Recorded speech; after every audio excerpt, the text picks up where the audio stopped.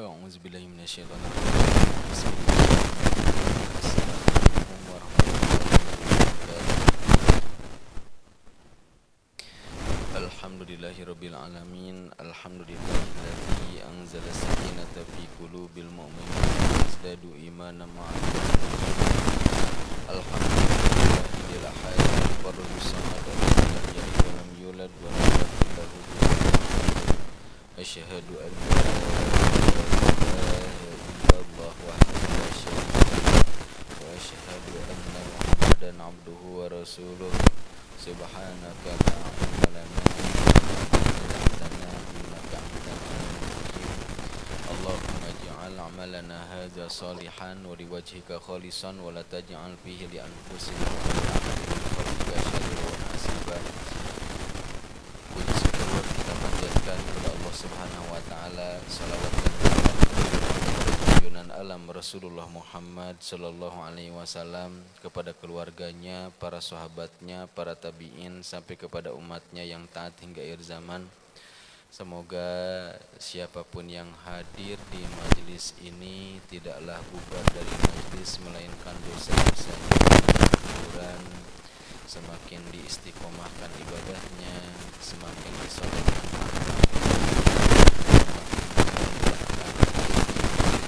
semakin disehatkan dari penyakit, dikuatkan jasadnya, dan yang punya hutang semoga cepat lunas. Yang belum ke tanah suci semoga secepatnya bisa berangkat umroh atau haji. Amin ya rabbal alamin.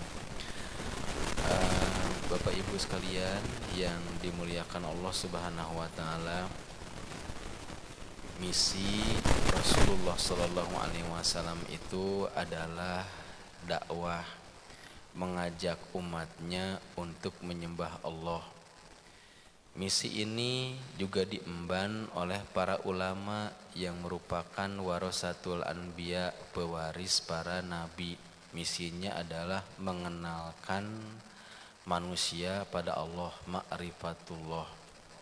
Selain mengenalkan manusia kepada Allah, para nabi, terkhusus Nabi Muhammad SAW, mempunyai tugas basyiron, memberikan kabar gembira kepada umatnya yang taat, yang beriman, dengan al-jannah, sekaligus al-inzar, memberikan peringatan, ancaman kepada mereka-mereka yang tidak ayat yang akan kita bahas ini membahas tentang pendalaman. Silahkan buka surat Al-Hajj ayat yang ke-49. Surat Al-Hajj ayat yang ke-49. Ya. Surat Al-Hajj surat yang ke-49 ya.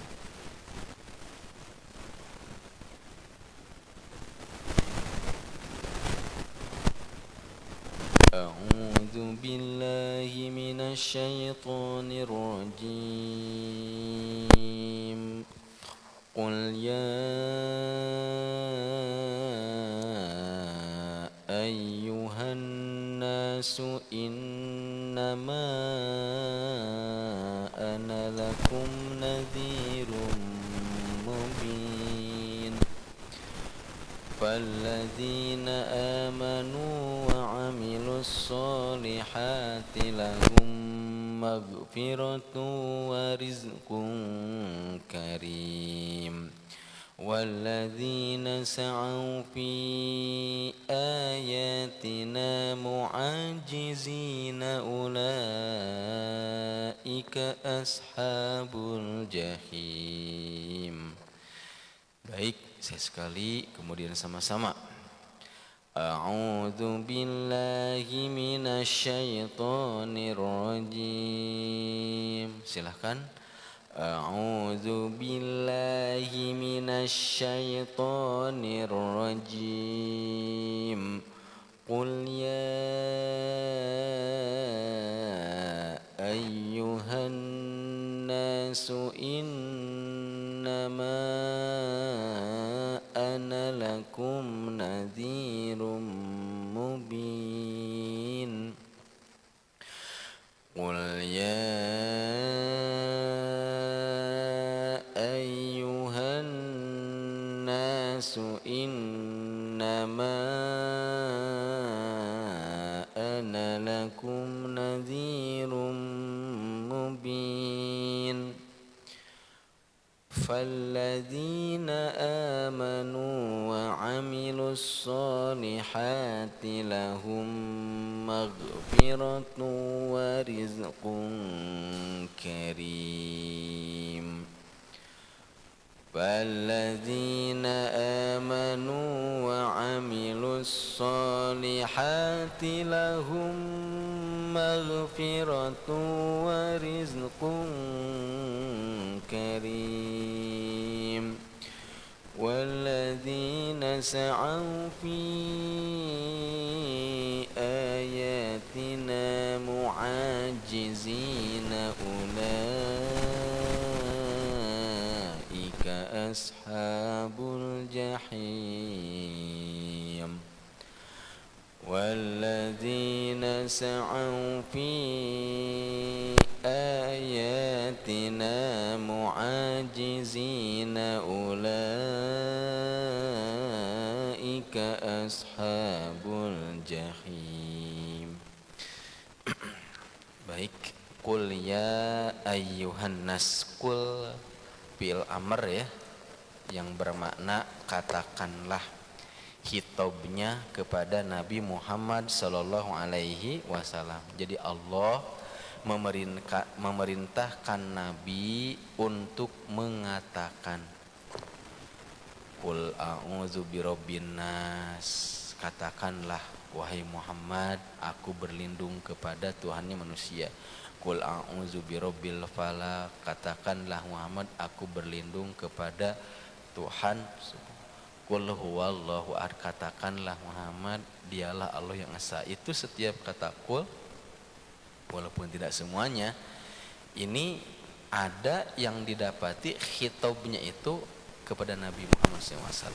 Allah berkata kepada Nabi Muhammad SAW, memerintahkan untuk berkata, ya ayyuhan nas, wahai sekalian manusia, innama sesungguhnya ana aku ini lakum bagi kalian nadhirun pemberi peringatan mubin yang nyata.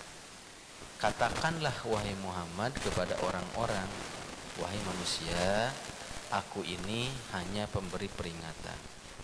Jadi di sini disebutkan katanya, yaqulu ta'ala linabiyhi sallallahu alaihi wasallam hina talaba minhul kufar wuqu al-azab wasta'jaluhu bihi. Jadi Allah Ta'ala berkata kepada nabinya di saat talaba minhul kufar, di saat orang-orang kafir meminta kepadanya. Pada siapa? Pada Nabi. Wuqu al-azab, agar mereka secepatnya ditimpakan azab. Wasta'jaluhu, dan hendaklah bersegera. Ini kan masih nyambung, sambungan dari ayat sebelumnya, ayat yang ke-47 minggu lalu kita bahas. Wa yasta'jilunaka bil 'adzabi wa lan yukhlifallahu wa'dah. Wa inna yawman 'inda rabbika ka'alfi sanatin mimma ta'uddun. Wa ka'ayyin min qaryatin amlaytu laha wa hiya zalimatun thumma akhadtuha wa ilayyal masir. Wa yasta'jilunaka bil 'adzab. Mereka orang-orang kufar, orang-orang musyrik, orang-orang ateis, yasta'jilunaka bil 'adzab, meminta kepadamu agar azab secepatnya ditimpakan kepada mereka. Nih azab kami kata. Wala yukhlifallahu wa'adah, tetapi Allah tidak mengingkari janjinya. Jadi ketika orang-orang kufar itu masih meminta, ngeyel kepada Nabi agar ditimpakan azab, maka turunlah ayat ini. Surat Al-Hajj 49. Qul, katakanlah, artinya ini jawabannya wahai Muhammad. Katakan tuh kepada mereka-mereka yang meminta-minta agar azab dipercepat datang pada mereka. Jawab. Apa jawabannya? Ya ayuhan nas, sampaikan kepada mereka, wahai manusia. Yang dimaksud di sini tuh orang-orang kufar tuh yang minta-minta dipercepat azab. Ya ayuhan nas, innama ana lakum nazirum mubin. Sesungguhnya aku bagi kalian itu cuman pemberi peringatan. Ai, maknanya katanya, innama arsalani Allahu ilaikum naziron lakum baina yaday azab syadid walaisa ilayya min hisabikum min syai' merukum ilallah insya'a ajjala lakumul azab wa insya'a akharahu ankum wa insya'a taba ala man yatubu ilaihi wa insya'a adalla man kutiba alaihi syaqawah wa huwal fa'alu lima yasha'u wa yuridu wa yakhtaru. Ai, maknanya yang dimaksud dengan ya ayuhan nas innama ana lakum nazir mubin itu ai innama arsalani Allahu ilaikum naziron lakum, sesungguhnya aku ini diutus oleh Allah untuk kalian, naziron lakum, hanya sekedar sebagai pemberi peringatan. Bayna yaday azabun syadid, akan ada azab pedih. Walaisa ilayya min hisabikum min syai, dan hisab kalian itu bukan urusan saya. Hisab itu perhitungan, masalah pengazaban bukan tugas saya itu. Saya ini tugasnya cuma apa? Menyampaikan peringatan. Masalah hukuman Allah saja. Amrukum ilallah ta'ala, urusan kalian itu ada pada Allah. Terangkan ini makna ya ayuhan nas innama ana lakum nazirum mubin itu. Maknanya dalam. Jadi aku ini cuma memberi peringatan, dan hisab kalian bukan urusanku, urusan kalian itu ada pada Allah. Insya'a ajjala lakumul azab, jika Allah berkehendak, insya'a, jika Allah berkehendak, ajjala lakumul azab, Allah akan mempercepat azab untuk kalian. Wa insya'a, dan jika Allah berkehendak juga, akharahu ankum, Allah akan mengakhirkan azab untuk kalian. Itu mah iradah Allah. Dalam sifat Allah kita belajar tentang ada iradah. Allah tuh maha berkehendak. Innama amruhu idza arada syai'an ayyaqula lahu kun fayakun. Allah itu jika dia berkehendak cukup mengatakan kun jadi, maka jadilah. Jika Allah berkehendak untuk mempercepat azab, ya akan dipercepat. Jika Allah berkehendak mengakhirkan, itu Allah yang maha tahu.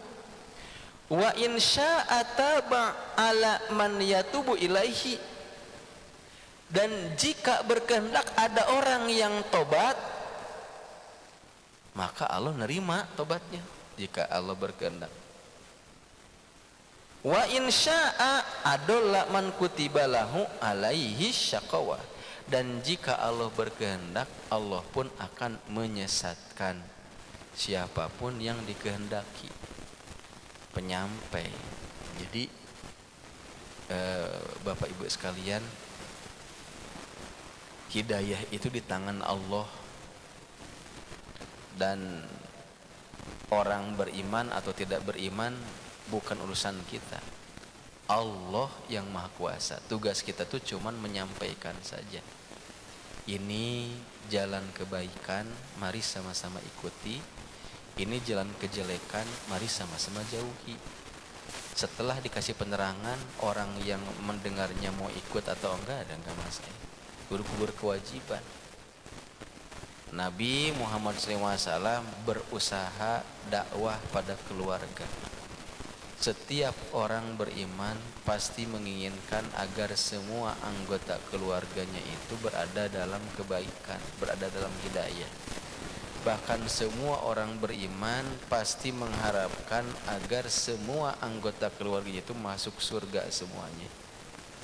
Kalau penghafal Quran pengen istri anak-anaknya ya penghafal Quran semuanya. Jika cinta masjid pengen cinta masjid semuanya. Islam pengen cinta Islam semuanya, tidak mau ada yang Nabi Muhammad SAW sebelum dakwah kepada orang lain, dakwah pada keluarganya dulu, tapi tetap hidayah di kanan Allah. Orang-orang yang paling keras memusuhi Nabi waktu di Makkah keluarganya, Abu Jahal, Abu Lahab, itu masih keluarga Nabi Muhammad SAW.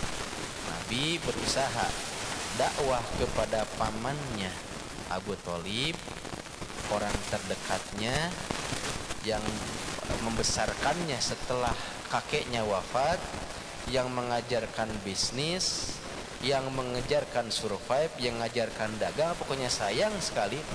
Dan Nabi itu menginginkan agar pamannya masuk Islam, tapi yang masuk Islam malah Salman Al-Farisi, Abu Darda, Abu Hurairah, Abu Zar Al-Ghifari, orang-orang jauh semua. Dakwah di keluarga yang masuk Islam malah orang jauh. Abu Thalib sakaratul maut, Nabi di sampingnya tetap berbisik, ya ammi qul la ilaha illallah, wahai paman ucapkan la ilaha illallah Muhammadur Rasulullah, baca syahadat, kau akan bahagia, dosa-dosa kau akan diampuni selama kau sudah. Sampai wafat Abu Thalib tidak membaca 2 kalimat syahadat, padahal orang terdekat. Nabi sedih bukan main. Padahal di tahun itu bukan hanya Abu Thalib. Innaka la tahdi man ahbabta walakinnallaha yahdi may yasha wa huwa a'lamu bil muhtadin. Turun firman Allah, sesungguhnya engkau Muhammad la tahdi man ahbabta, tidak akan dapat memberikan hidayah pada orang-orang yang engkau cintai sekalipun. Walakinnallaha yahdi may yasha, akan tetapi Allah itu memberikan hidayah kepada yang dikehendaki. Sedih. Tahun itu istrinya wafat lagi. Wafat di tahun yang sama, 2 orang yang dicintainya, Abu Thalib dan Khadijah. Nabi sedih. Nah, litasbiti fuadin Nabi sallallahu alaihi wasallam, untuk menguatkan hati Nabi Muhammad SAW yang pada saat itu ditimpa kesedihan, maka Nabi dirihlahkan. Rihlahnya kemana? Ke Palestina, ke Al-Aqsa, langsung dibawa rihlah jalan-jalan ke langit 1, ke langit 2, langit 3, langit 4, langit 5, langit 6, langit 7, ke Sidratul Muntaha. Diperlihatkan hal-hal yang emang tidak terlihat oleh orang-orang biasa. Nabi pulang punya semangat baru. Itulah rekreasi, rihlah. Kita butuh rihlah di saat lagi jenuh, down. Tapi rihlahnya itu rihlah spiritual, bukan sekedar rihlah jalan-jalan saja gitu kan ya. Wah, Masya Allah. Jadi ini kehendak Allah Subhanahu wa taala. Wa huwal fa'alu lima yasha. Wa huwa, dan dia Allah itu al-fa'alu, maha kan berbuat sesuatu lima yasha, terhadap apa yang dikehendakinya, wa yuridu wa yakhtar, dan kehendak Allah juga yang menginginkan dan yang memilih. Makanya disebutkan la mu'aqqiba li hukmihi wa huwa sari'ul hisab. Tidak ada yang bisa menghalang-halangi hukum Allah, hukum-hukumnya, wa huwa sari'ul hisab, dan dia itu cepat dalam penghisabannya. Ya, Masya Allah. Jadi hadirin wal hadirat yang dimuliakan Allah Subhanahu wa taala, kalau kita perhatikan dalam sejarah, orang-orang yang memusuhi Nabi itu senantiasa terus-terusan ada. baik di Mekah ataupun di Madinah. Tapi walaupun diberikan penerangan-penerangan, mereka terkadang tetap menolak. Khatamallahu ala qulubihim wa ala sam'ihim wa ala absarihim. Allah telah nutup hatinya, pendengarannya dan penglihatan maknanya. Sawaun alaihim a'angzartahum am lam tunzirhum la yu'minun. Sama saja bagi mereka apakah engkau berikan peringatan pada mereka atau tidak berikan peringatan, mereka itu tidak akan beriman. Ya, mubin, nyata. Ayat ke-50. Falladzina amanu wa 'amilus sholihat, maka alladzina amanu, adapun orang-orang yang beriman, wa 'amilus sholihat, dan melakukan amal soleh. Adapun orang yang beriman, iman pada Allah, iman pada malaikat, iman pada kitab, rasul, hari kiamat, dan qadar, iman meyakini, tasdikun bil qalbi wa qaulun bil lisani wa amalun bil arkan, mengucapkan dengan lisan, meyakini dengan hati, dan mengamalkan anggota. Wa amilus sholihat, dan mereka yang melakukan amal soleh, orang beriman yang imani. Wa amilus soleh, dan beramal soleh. Di iman ini merupakan barang berharga. 14 abad yang lalu sudah ada listrik atau belum? Sudah ada kendaraannya kayak motor, mobil, sudah ada belum? Gak ada. Air juga gak seperti sekarang tinggal keran langsung keluar. Jadi harus menyimpan. Dalam suasana padang pasir 14 abad yang lalu, padang pasir lah, nggak ada elektronik seperti sekarang pokoknya. Ya, lampu itu pakai api. Tiba-tiba ada seorang namanya Muhammad bin Abdullah bin Abdul Muthalib memberitahukan kepada orang-orang, mengabarkan kepada mereka bahwasanya dirinya sudah melakukan perjalanan dari Mekah ke Palestina, dari Masjidil Haram ke Masjidil Aqsa. Kemudian dari Masjidil Aqsa langsung naik ke langit sampai ke Sidratul Muntaha. Kira-kira saya nanya, kalau bapak sama ibu ada di saat itu gimana tuh? Percaya enggak? Pada saat itu masih ini, ya gitu kan. Insya Allah dia percaya karena sudah ada iman. Tapi peristiwa Isra Mi'raj itu jadi ujian. Orang kafir mendengar berita bahwa sang Nabi melakukan perjalanan jauh, malah menertawakan, makin bertambah kekafirannya. Dasar dusta, kata mereka, itu pembohong, mana mungkin, katanya. Karena mereka membenarkannya itu dengan akal. Akal nggak mungkin bisa nerima suasana padang pasir maupun perjalanan jauh. Naik apa? Ini dongeng, hayalan gitu. Pakai akal ini, pakai indera mata, nggak mungkin bisa melihat.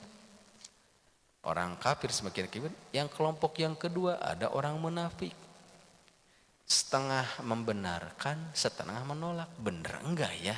Setengah-setengah. Kalau bener masa iya, kalau tidak gimana? Bingung, sering bingung orang munafik itu. Bermuka dua gitu kan. Di depan iya, di belakang meragukan. Iya, percaya gitu kan. Kelompok yang ketiga adalah orang beriman. Ketika mendengar kalau Israel langsung apa? Sami'na wa ata'na. Amanah, kami beriman pokoknya. Enggak perlu ada pembuktian.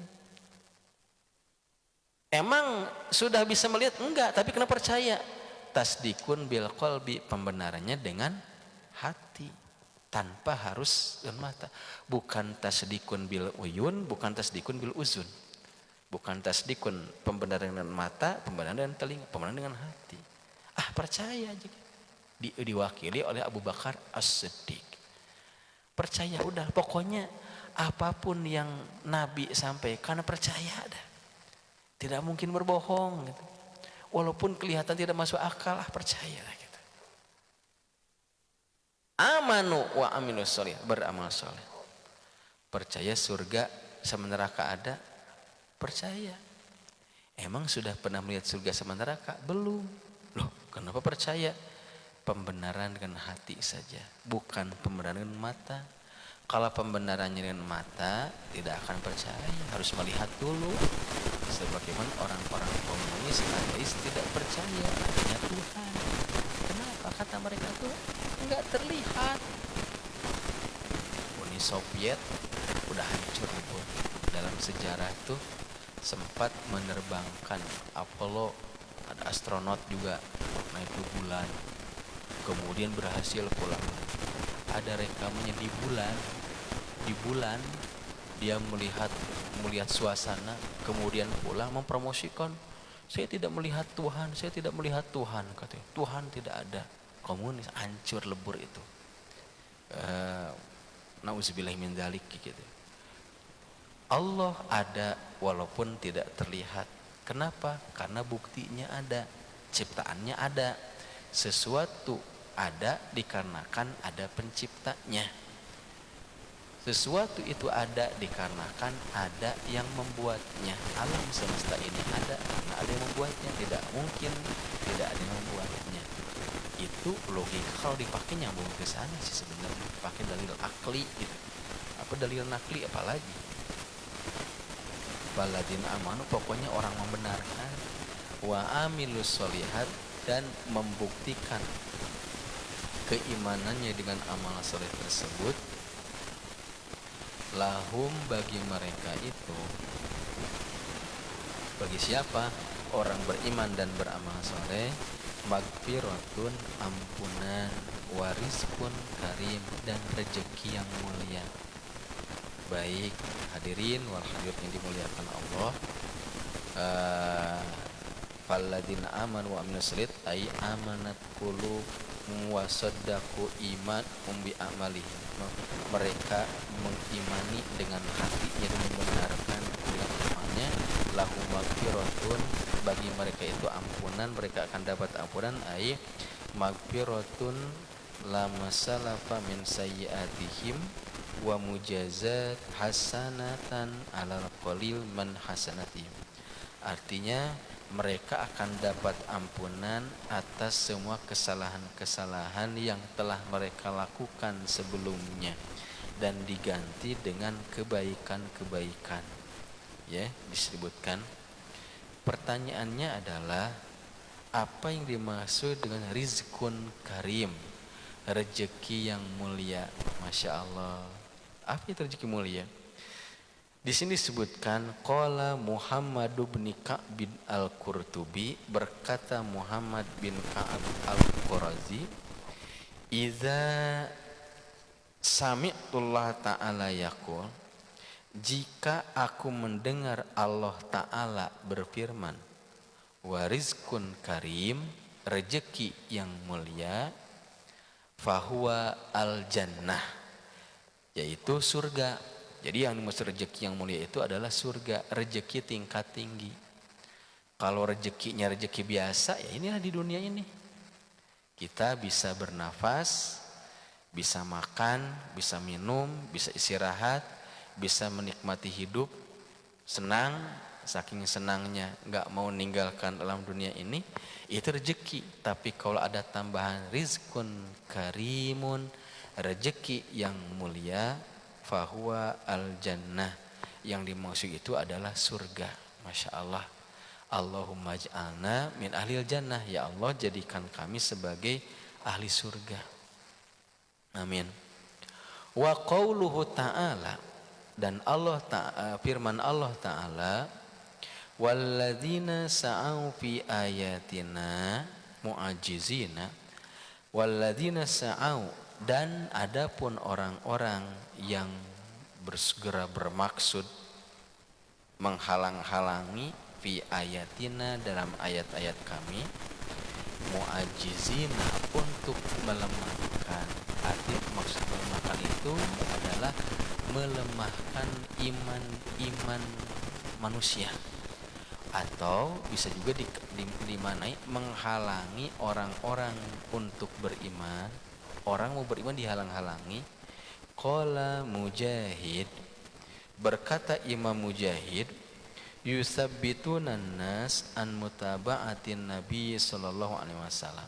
Imam Mujahid mengatakan yang dimaksud dengan walladzina sa'au fi ayatina, artinya mereka itu senantiasa menghalang-halangi manusia untuk mengikuti ajaran-ajaran Nabi Muhammad sallallahu alaihi wasallam. Dihalang-halangi untuk beriman itu. Murogimin, kalau Ibnu Abbas menyebutkan murogimin. Jadi ada orang mau beriman dihalang-halangi. Tapi kalau orang berbuat kejelekan ya dibiarkan begitu saja. Jadi ada kan tipe-tipe gitu, menghalang-halangi orang berbuat baik. Nauzubillah min dzalik ya. Atau menghalang-halangi orang untuk beriman. Ini konteks zaman dulu. Ditakut-takuti gitu kan, diancam, bahkan ada yang dibunuh. Dulu tuh di awal-awal Nabi dakwah di Mekah, umat Islam masih sedikit, dakwah Nabi pun masih sembunyi-sembunyi. Terang-terangan ketika sudah ada Umar bin Khattab radhiyallahu anhu masuk Islam, itu ada sahabat-sahabat Nabi yang dibunuh, ditusuk ya, pakai tombak, tangan kanannya ke kuda, tangan kirinya ke kuda, kaki kanan ke kuda, kaki kiri ke kuda. Sumayyah, wanita pertama yang mati syahid, atau orang Islam pertama yang mati syahid itu Sumayyah, wanita. Orang yang pertama kali masuk Islam pun wanita juga, Khadijah gitu. Bilal bin Rabah disiksa sebelum dibeli oleh Abu Bakar As-Siddiq, dibebaskan. Ada sahabat Nabi yang dikuliti, dagingnya sampai kelihatan tulangnya, digusur pakai kuda keliling-keliling Ka'bah untuk menyebarkan ketakutan, ancaman. Siapa orang yang meninggalkan penyembahan pada berhala kemudian mengikuti orang yang bernama Muhammad gitu. Ini ancaman seperti ini. Pada takut semua. Ini yang dimaksud dengan walladzina sa'au fi ayatina mu'ajizina. Itu mereka itu yang senantiasa menghalang-halang dan melemahkan. Takut gitu. Emang zaman dulu tuh. Itu dulu Bapak Ibu. Kalau sekarang ada rasa ketakutan enggak? Sekarang mah kita alhamdulillah tinggal enaknya saja ya. Alhamdulillah gitu. Tinggal menikmati 14 abad yang lalu. Sholat sembunyi-sembunyi di awal itu nggak ada habisnya, tetesan darah, air mata, ya, nyawa. Kita lihat sejarah para sahabat tuh penuh dengan tetesan darah. Ditusuk ketika melaksanakan sholat jadi imam. Utsman bin Affan radhiyallahu anhu wafat ditusuk juga gitu kan, ketika tilawah Al-Quran sampai darahnya muncrat ke mushaf Al-Quran. Dan mushaf yang dibaca oleh Utsman bin Affan yang ada darahnya masih ada di museum di Uzbekistan. Ali bin Abi Thalib ditusuk juga sama, wafatnya itu ya ketika subuh mau berangkat ke masjid di jalan itu. Terus masa Muawiyah, masa Abbasiyah dipenuhi sama yang begituan. Kita sekarang alhamdulillah tinggal enaknya saja. Tapi sudah enak seperti ini bukannya semakin semangat, malah banyak orang yang malas-malesan. Tapi beda kalau zonanya zona tidak nyaman. Karena terkadang militansi itu suka muncul di saat ini penuh dengan ancaman gitu, seperti masa-masa perjuangan penjajahan zaman dulu, para ulama melawan Portugis, Belanda, Jepang. Wah, itu militansinya kuat-kuat, tinggi-tinggi gitu. Gitu ya. Ulaika ashabul jahim. Mereka itulah ashabul jahim, penghuni neraka jahim. Siapa mereka? Orang yang menghalang-halangi. Dia tidak melakukan kejelekan, tapi menghalang-halangi orang berbuat kebaikan. Ya. Jadi apalagi berbuat kejelekan. menghalang-halangi seperti itu. Apa itu al-jahim? Wahia an-narul haroh. Yang dimaksud di sini adalah an-narul haroh, neraka api al-haroh yang panas. Ya, an-nar haroh. Al-muji'ah asyadidu azabaha wa nikalaha, yang sangat pedih azabnya, ya, menyakitkan. Ada ya? Ajaronallah minha, semoga Allah melindungi kita dari azab neraka ini, gitu ya. Sama seperti firman Allah, alladzina kafaru wasaddu an sabilillahi zidnahum azaban fawqal azabi bima kanu yufsidun. Dan orang-orang kafir dan menghalang-halangi orang dari jalan Allah, zidnahum azaban, maka kami akan tambah azab untuk mereka, fauqal azabi, di atas azab, bima kanu yufsidun, atas kerusakan yang mereka lakukan. Wallahu a'lam bishawab. Barakallahu li wa lakum. Ya, mungkin ini dulu yang saya sampaikan. Subhanallahi wa bihamdik, asyhadu an la ilaha illa anta astaghfiruka wa atubu ilaik. Assalamualaikum warahmatullahi wabarakatuh.